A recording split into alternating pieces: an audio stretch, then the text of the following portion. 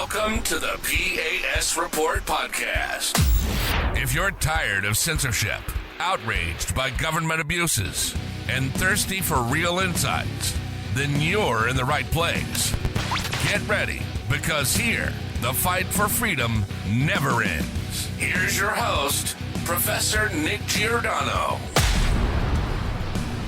What's up, everyone? Welcome to the P.A.S. Report podcast. This is your host, Nick Giordano. I'm glad you could join me today. Make sure that you follow and subscribe to the podcast so you never miss an episode.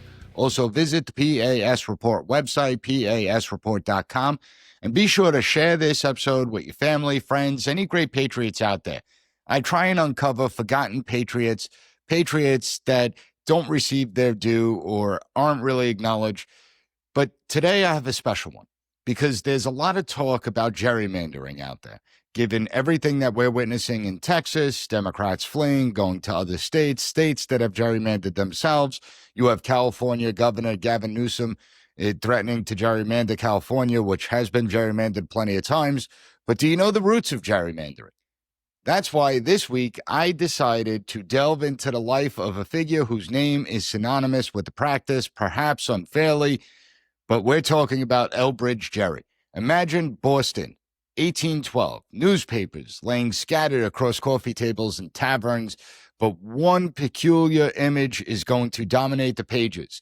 It's going to be a grotesque salamander-like creature, its body contorted into a bizarre shape, and it appears to be slithering across the map of Massachusetts. Beneath this beast, you're going to see a label, the gerrymander. How did a man who stood at the forefront of the American Revolution, a signer of the Declaration of Independence, and even the Vice President of the United States, become forever linked with one of the most criticized manipulations of all political process? So when we look at Elbridge Gerry, we got to look at his entire story, and we'll discover his story is far richer and far more complicated than that enduring caricature of gerrymandering. To understand the man behind the gerrymander, we have to travel back to his beginnings in the bustling port town of Marblehead, Massachusetts.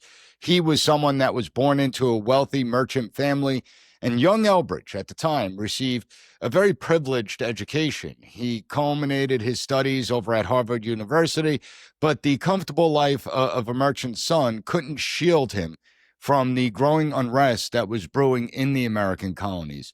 And while others were debating in the public squares, you had young Gerry quietly channeling his resources into the Patriot cause. Through the clandestine Massachusetts Committee of Safety, he became a vital and somewhat unseen force by funding and supplying the resistance against British rule. And this early involvement is going to reveal a key aspect of Gerry's character. He is going to be a very cautious and frugal man. He has a frugal nature about him. He wasn't one for grand pronouncements or impulsive actions. He wasn't one for ego. He was careful. And this perhaps is something that he learned from his business background, because his business background would deeply influence his political views. It fostered a skepticism towards excessive government spending, excessive government power, unchecked power. And as tensions were escalating, Gerry's quiet support transitioned into active leadership. He was chosen to represent Massachusetts in the Second Continental Congress. This was a momentous gathering where the course of American history is going to be made. America is going to be born, and it's going to be decided. In 1776, we're going to see immense personal and financial risk. Elbridge Gerry is going to put his name to a radical document, the Declaration of Independence. And imagine the weight of that decision. Again, I always talk about it. Those men that signed this document, that pledged their lives, their fortunes, and their sacred honor, they understood that if we failed in the American Revolution, if we failed to secure our independence, it wouldn't just mean the loss of their fortunes. It would mean the loss of their lives as well. So when we look at this, this shows the courage of the man that Elbridge Gerry was. And following independence, Gerry is going to play a crucial role in shaping our new nation, because he decided that he wasn't just going to be a bystander in the founding of America. He is going to take an active role, and he contributed significantly to the Articles of Confederation, our very first Constitution. This was the first attempt at a unified government, uniting the colonies under one banner. And his preference was for strong state sovereignty. See, this is going to demonstrate his anxieties about centralized power and heavily influenced the initial framework within the Articles of Confederation. Now, unfortunately, the Articles of Confederation failed, and its weaknesses were undeniable. Everything was at stake. Remember, what was won in blood during the Revolution was now on the verge of collapse because the Articles had 4 essential flaws. The Congress could recommend but not collect taxes. They could pass laws, but they couldn't enforce laws. They couldn't expand their powers when necessary, and they couldn't regulate interstate commerce. So this was an absolute disaster.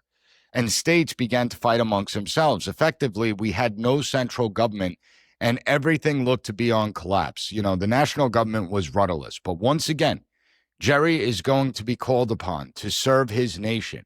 And at the Constitutional Convention, the Philadelphia Convention of 1787, here, his cautious and principled nature is going to truly shine.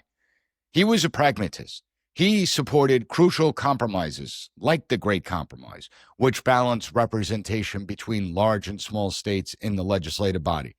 He understood the importance of the Connecticut Plan, but ultimately, Gerry is going to refuse to sign the Constitution of the United States, the final document, because his fundamental fear was that the proposed federal government lacked significant checks and balances. He wanted to see more. And he was critical that it didn't contain a Bill of Rights to protect individual liberties. And this is going to be key. You know, our Constitution, Benjamin Franklin said it best, a republic if you could keep it. He explained that this document, this Constitution that we're creating at the Constitutional Convention, is not a perfect document by any stretch of the imagination. But Franklin also said that this is the best we could possibly do. We could hold more meetings, we could have more conferences and committees, but we're not going to get any better than this. And so the compromise was in place, but Elbridge Gerry refused to sign. Some didn't want to include a Bill of Rights. There was a dispute. Some believed that it was unnecessary, but also it could be very harmful. They argued that the Constitution, as written, only granted the federal government specific limited powers, and therefore individual liberties were already protected. And they worry that if you have a specific list of rights, a Bill of Rights, it's going to imply that any rights not explicitly mentioned were not protected, and this could potentially lead to future abuses of power. So Gerry's stance at the time wasn't really a popular one. Many of his peers, eager for a stronger national union, they urged him to sign it, yet he stood his ground. He was guided by his moral convictions, his deeply held principles. And this wasn't a stubbornness. It was the conviction of a man who believed the price of a powerful government without explicit protections in place for its citizens was simply too high of a cost. Now, his persistent advocacy for these rights, even in dissent, it ultimately contributed to the eventual inclusion of the Bill of Rights in the United States Constitution by 1791. Elbridge Gerry was a man who would stand alone for what he believed was right, even against the tide of public and political opinion. There's not many people that are like that today. Now, we need to take a quick commercial break, but when we get back, we're going to examine what Gerry is most famous for. So everyone, hang tight. We'll be right back. Are you ready to move easily and independently without pain and stiffness holding you back? Do you want to look in the mirror and see a hydrated glow instead of more fine lines and wrinkles? Well, discover Native Path Collagen, made with only type 1 and 3 collagen fibers. These are the 2 most important types that make up 90% of the collagen found in your cartilage, bones, skin, hair, nails, and gut. They provide maximum benefits. And Native Path Collagen is a single ingredient formula with no fillers, additives, or artificial sweeteners. Plus, it's third-party tested for heavy metals, ensuring purity and safety. Completely flavorless, Native Path Collagen can be added to anything: coffee, smoothies, smoothies, oatmeal, you name it. It doesn't clump, it absorbs fast thanks to its peptide formula. And the best part, Native Path offers amazing bundle deals at a fraction of the price of other brands. With over 4 million jars sold, 1 million happy customers, 8,000 5-star reviews, and a 365-day no-risk guarantee, Native Path is a brand you could trust. They offer an 800 number for any questions you may have, and then you'll speak to a real person who's there to help. Visit getnativepath.com/PAS and start your transformation today. That's getnativepath.com/PAS. Welcome back to the America's Founding Series, part of the P.A.S. Report podcast. If you're enjoying learning about the fascinating figures who helped shape the foundation of America, please take a moment. Make sure you subscribe to the podcast so you don't miss an episode. Give it a like, a 5-star rating on any podcast platform that allows it. Take 30 seconds to write a good review on Apple Podcasts and share the episode with other people who may be interested. We're talking about Elbridge Gerry today, someone that had a significant impact on our founding. He was someone that signed the Declaration of Independence. He helped finance the American Revolution. He helped develop the Articles of Confederation. He played an integral role in the Constitutional Convention, and ultimately, he is the driving force that led to the adoption of the Bill of Rights, our first 10 amendments within the United States Constitution. And the years following the Constitution saw Gerry continue his public service to our nation. Now, some of this was in controversial circumstances. He also served as a diplomat, and one such instance was his involvement in the infamous XYZ affair during President John Adams' administration. As part of a diplomatic mission to France in 1797, Gerry and his fellow envoys were met with demands for bribes from French agents who became known to the American public as Agent X, Y, and Z. His colleagues were horrified by the blatant corruption that existed, and they swiftly returned home. But Gerry chose to remain in Paris for a time. He believed that he could still negotiate a peaceful resolution and prevent war. What was going on was the French were holding American ships hostage, and so it turned into a big dispute. And Gerry's commitment to stay in Paris to try and find a resolution, this decision, driven by a desire for peace, drew fierce criticism from the Federalist Party in America. They looked at it as appeasement to a foreign power. The XYZ affair is going to further polarize the young nation. It's going to cast a shadow on Gerry's reputation in some circumstances, and it's something that did harm his reputation in the colonies. But if we fast forward to 1810, Elbridge Gerry is going to return to Massachusetts, where it all began for him, and he's going to be elected governor. It's during his governorship in 1812 that the event for which he is most remembered, perhaps most maligned, is going to occur. Gerry's Democratic-Republican allies in the state legislature, they wanted to maintain their political power by redrawing the state's electoral districts. The resulting map was bizarre. It was a patchwork of districts, oddly shaped constituencies, deliberately designed to concentrate Federalist voters into a few limited districts while giving the Democratic Republicans an advantage in many other districts. If you notice in the United States, particularly if you go to any major city, America's like a grid system. That's the way it operates. Thomas Jefferson was someone that was deeply involved in creating this grid system throughout the United States. But when you look at congressional districts in a lot of states, they take these unusual turns and maneuvers. It really, truly is amazing. But it all dates back to Elbridge Gerry, and history suggests that Gerry himself didn't like this practice. He actually found it distasteful. He thought it was harmful to the principles of fair representation that he had long championed. Yet, faced with the pressure of party loyalty and the belief that it was necessary to counter the influence of the Federalists, he signed the redistricting bill into law. And it was a moment of human frailty, where even extraordinary figures, even extraordinary founders succumb to the expediency of political maneuvering. It wasn't long before the Federalist press seized upon this opportunity. A now famous political cartoon appeared depicting one of the most contorted districts as a monstrous salamander, a dragon, complete with claws and wings. And this is where the gerrymander was created. The caption read that this is what we're going to call from now on the gerrymander. It's a term that entered the American political lexicon. This single, albeit significant act would unfortunately overshadow decades of patriotic service to the nation in the minds of many.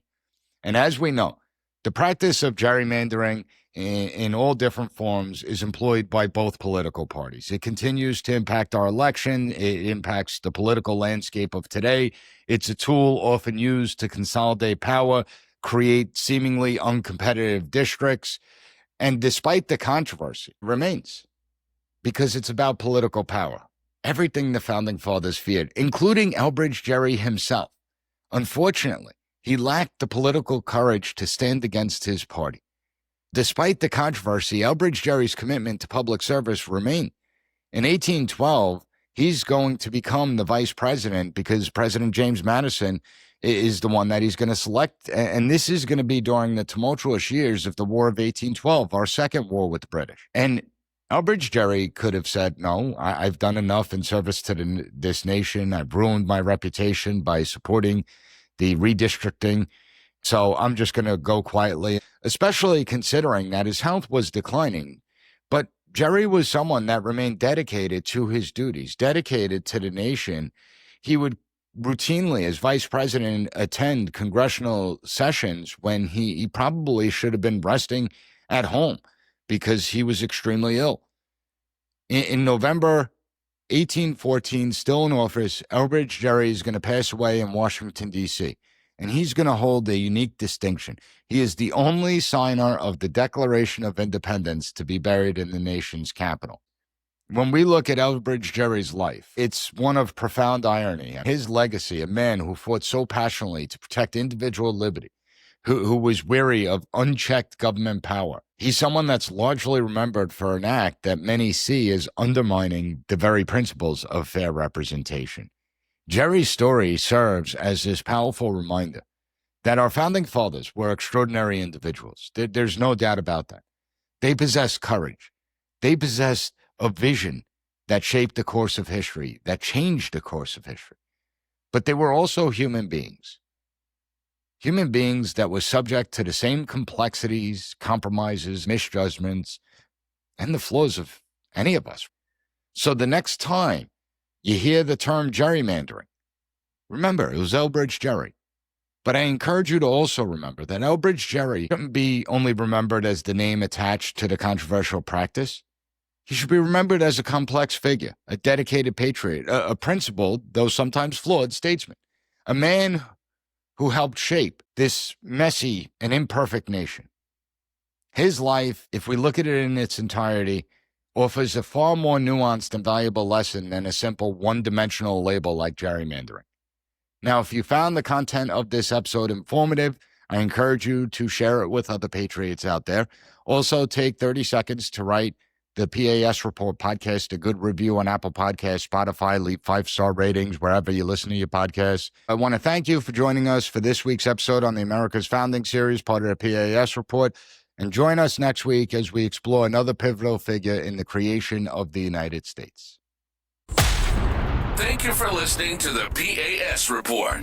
Don't forget to rate, share, and hit that subscribe button. That way you'll never miss an episode. For more exclusive content and updates, visit us at pasreport.com and follow Professor Giordano on all social media platforms at P.A.S. Report.